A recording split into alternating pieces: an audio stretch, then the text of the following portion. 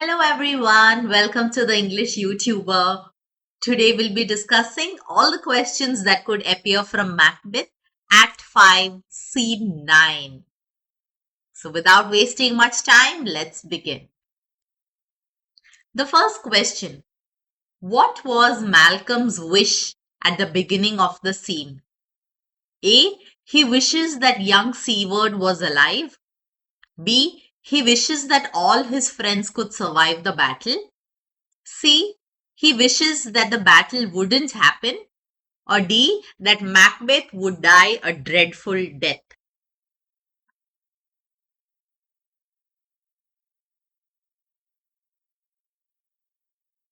I hope you mark your answer. It is option B.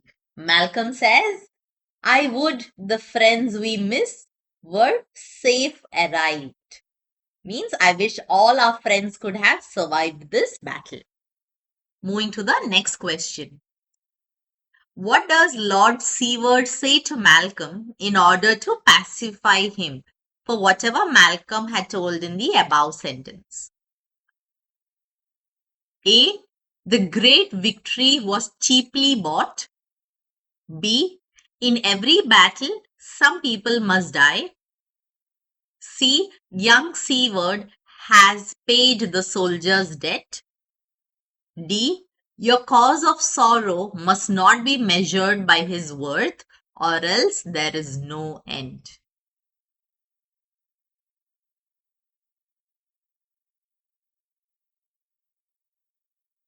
And the answer is option B and option A. He says in every battle, some people must die. And also, we are lucky that the great victory was cheaply bought because when I look around, most of the people have survived and not many lives were lost. Next, which among these did Ross not mention about young Seward? A. Young Seward has paid a soldier's debt. B. His knell is gnawed. C. As soon as he proved that he was a man, he died. Or D. He only lived long enough to be a man.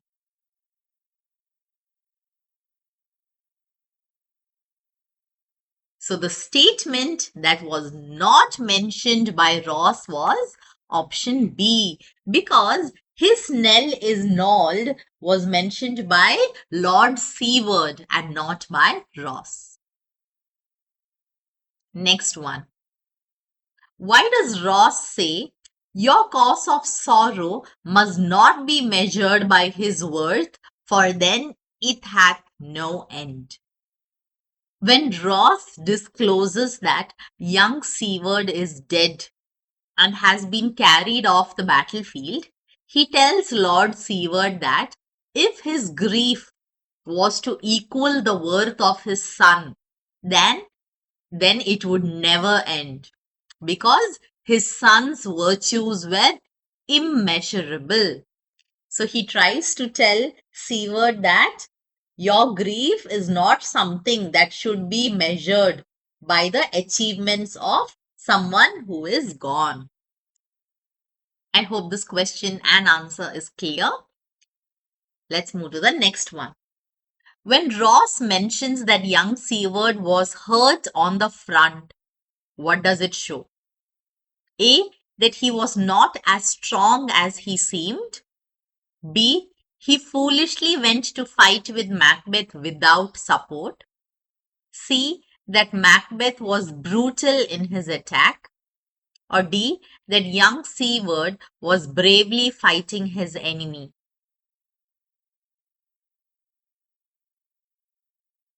And the answer is yes, option D. That young Seward was bravely fighting his enemy and he was facing him forward.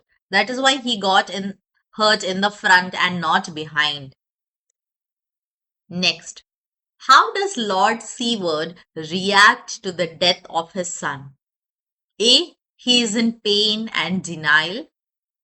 B. He is overwhelmed with grief and despair.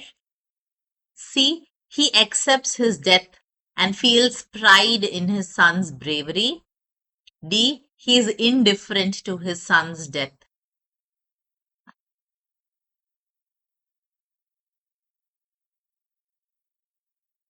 And the answer is option C.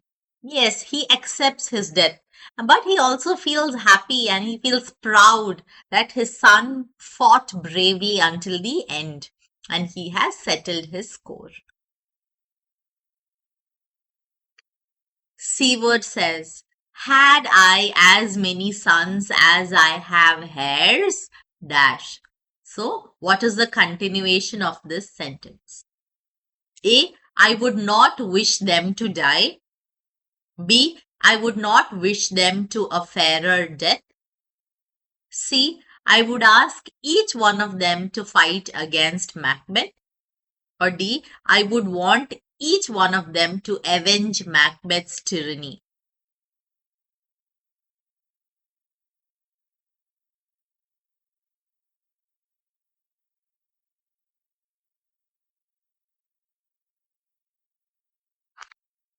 And the answer is option B. So, what he means to say this is if I had as many sons as the number of hair on his head, he would want all of them to die as honorably as his son did. Next, Lord Seward says, he is worth no more. They say he parted well and paid his score. What do these lines mean? A. He has died with honor and no further grieving is needed. B. He has died and it's better not to mention him again. C. He did his duty and settled his score. Or D. He has been a dishonor to be my son and his time of death has come.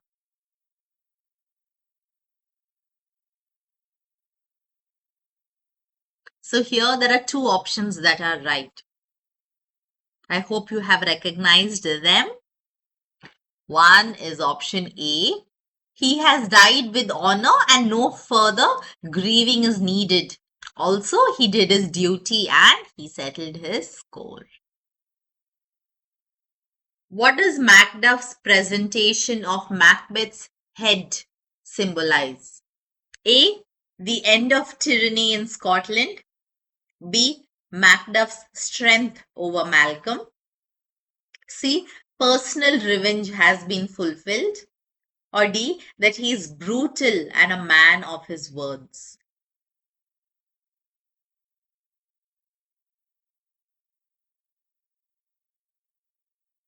And the answer is option A. Because after he brings Macbeth's head, he says the time is free. So it is the end of tyranny in Scotland. What does usurper in the usurper's cursed head mean? A. An innocent person. B. A brutal demon. C. The royal king who is stubborn. Or D. A person who takes the throne through force or deceit. I had mentioned the explanation of this in the line by line explanation video, so I hope you have seen that. The answer is option D. Yes. Quickly moving on to the next question. Which among these does Macduff not mention when he returns with Macbeth's head? A. Hail King, because that is what you are now. B. My family's murder is finally avenged. C. Malcolm is surrounded by kingdom's pearl. D. The loyal people speak my salutation in their minds.